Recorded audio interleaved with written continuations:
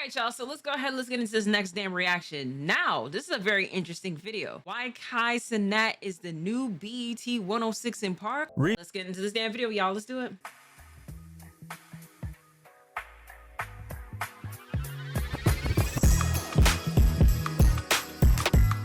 Yeah.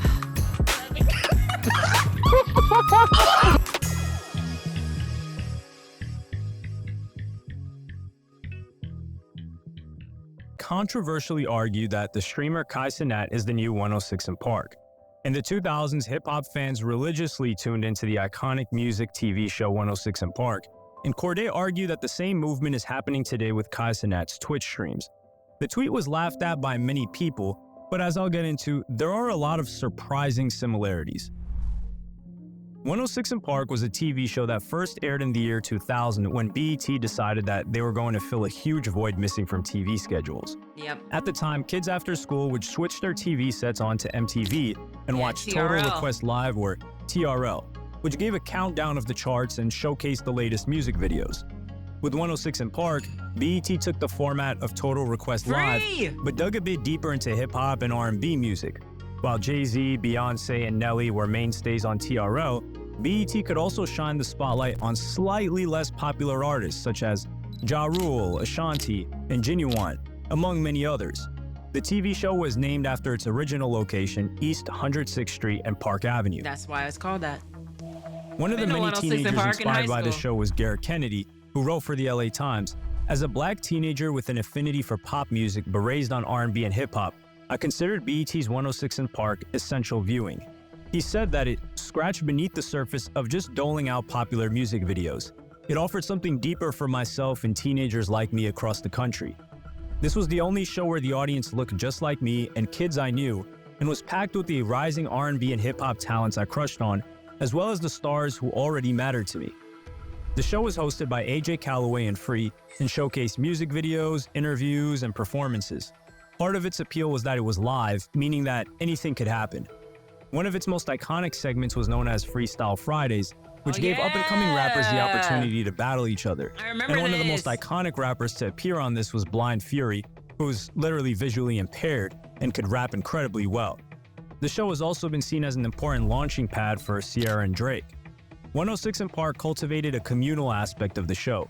Strangely enough, the program first aired on September 11, 2000, so when they were supposed to celebrate their one-year anniversary, they had to try to make sense of what was happening in New York City and the wider world.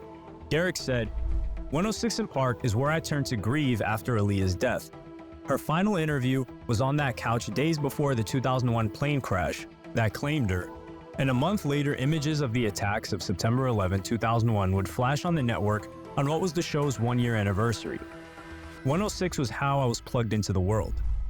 The duo of AJ Calloway and Free ended in 2005, and Jalissa and Big Tigger stepped in as presenters for a year. Terrence J and Roxy hosted it from 2000. And Roxy goes to my school. Crazy things. Just seeing Roxy on campus sometimes. Shout outs to her. And Terrence as well. Terrence is cool too. I've seen him plenty of times at homecomings and everything like that. You know what I'm saying? Shout outs to both of them. 2006 to What's up, Kai? How are 2012. And during its final years, the show was hosted by Bow Wow and The Search, followed by Bow Wow and Kesha Shantae. While 106 in Park was essential viewing in the 2000s, this was no longer the case in the 2010s. With the commonplace of the internet, you could watch the latest music video for your favorite rapper elsewhere. The internet also meant that, generally speaking, kids were watching less and less live TV. In the latter years, a rather mean-spirited joke about Blue Ivy, the daughter of Jay-Z and Beyonce, attracted a lot of negative publicity and was one of the final nails in the coffin. With all that being said, 14 years is a pretty impressive run for any TV show. When 106 in Park first aired in September 2000, Cenat wasn't even alive and was born a few months later. So when he was a teenager, he would have only witnessed the years when 106 in Park was past its peak. He was part of a generation that was no longer looking at TV screens but watching videos on YouTube. He was so inspired by the YouTube prankster Roman Atwood that he decided to make some prank videos of his own. Though participating in YouTube trends, his channel continued to grow, and in 2021, he switched over to Twitch. By 2023, his figures have become insane. 7.5 million YouTube subs and 6.4 million Twitch followers. It was the influence that sparked the rapper Corday to compare his streams with 106 in Park. Corday tweeted, Kai Cenat streamed a new 106 in Park, and I say that as a huge compliment, by the way. Kai Cenat's stream is like our generation 106 in Park. All these kids after school go watch a stream the same way we used to for 106 in Park. Every artist go there when the album drop, etc., etc. Just a random thought. The first analogy you can make between Kai Cenat and 106 in Park is that both of them were filling a void. In an interview with Complex, Speedy Mormon asked Cenat, "Now it seems like with the Twitch and streaming community, it doesn't necessarily look like us. I didn't know any of the black streamers prior, so..." Twitch, that's something it is you need to start working on a little bit more. Especially since it is you didn't do anything for the Black History Month this year. I'm expecting something different for next year, please. Do you feel like you're kind of helping lead the charge in a certain way? To this question, Kai responds, "There's a couple black streamers. They just aren't as big as the white streamers. Yes. With me personally, I was bringing a crazy light to the culture by being on the platform and dominating and doing everything I had to do." Corday is also correct that, like 106 in Park, Kai is attracting the biggest rappers on his streams. In the 2000s, 106 in Park featured the most prominent artists of the time, with names such as Kanye, 50, Lil Wayne, and even Beyonce, who's not a rapper, all appearing on the show. In the same vein, Kai has attracted guests who are also at the higher end of hip-hop in the 2020s. Kai Cenat has had popular streams with Ice Spice, Lil Baby, Offset, and countless others. Interestingly, when 21 Savage was promoting his album with Drake, Her Loss, he spent 3.5 hours talking to him. Lil Yachty also spent over 4 hours in his company. Other than maybe Drink Champs, it's hard to think of an online hip-hop outlet that could get the biggest rappers to sit down with them for that length of time. That's true. And Kai's trying to do away with the traditional interview and create the vibe of just two people hanging out, rather than the somewhat transactional relationships between artists and traditional media outlets. Garrett Kennedy for the LA Times said 106 in Park's original host AJ Calloway and Free were fresh, edgy, and embodied an effortless cool, and their passion for the music showed. And arguably the same could be said about Kai Cenat today. And just like 106 in Park, Kai's influential and to an almost insane degree. In August 2023, he announced a console giveaway in New York and was unaware of the power that he had. Yep. Thousands of people rampaged through Union Square and a riot ensued. One of the things that you can't take away from Kai Cenat is that he's had a cultural impact. For better or worse, him and his friends have introduced the phrase Riz into everyday conversation, as well as other terms like glazing. So let me define it for you.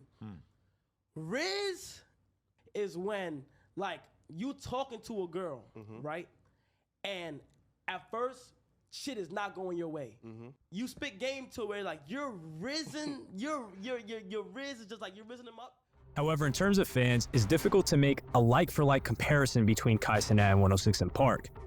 According to StreamHatchet.com, 90% of his audience are between the ages of 20 to 29 and are young adults.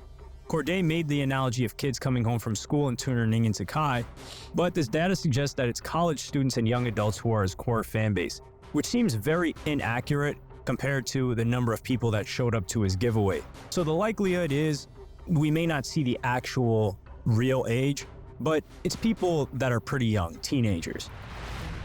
And even if his audience is mainly people in their late teens, this is still an audience that shapes and influences culture. Things get even more interesting when you look at the gender divide. Based on the figures, Kai's audience on Twitch is 90% male, which is a predominantly male platform, viewers-wise regardless. True. And it's difficult to find the exact demographics of 106 in Park, but their initial target demographic was teenage girls. B.E.T's Vice President of Music Programming, Stephen Hill, said, "One of the things that fueled 106 in Park was the absolute dearth of urban artists that 14 to 16-year-old girls could lose their minds over. It was just one of those obvious holes. You've got credible hip-hop, you've got adult hip-hop, you don't have that new edition group. 106 in Park was intended to be the perfect vehicle." Another huge difference is that Kai Cenat's not really a tastemaker like 106 in Park. There's nothing as of yet like Freestyle Fridays where up-and-coming rappers can use his platform to come up. Fair. Nor is this expected of him either. He's a rap fan whose tastes are not much different from the average hip-hop fan. No Jumper at one point was the go-to platform for underground artists looking to break through. There are, of course, limitations to the streaming model. Kai Cenat streaming from his bedroom is not going to have the same production value as a TV network, which I think is what caters to its appeal.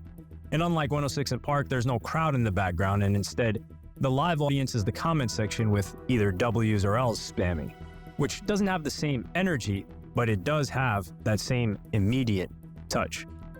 On the other side of that, streaming allows Kai to have interviews for an amount of time that wouldn't be feasible on broadcast television, which has its advantages as well.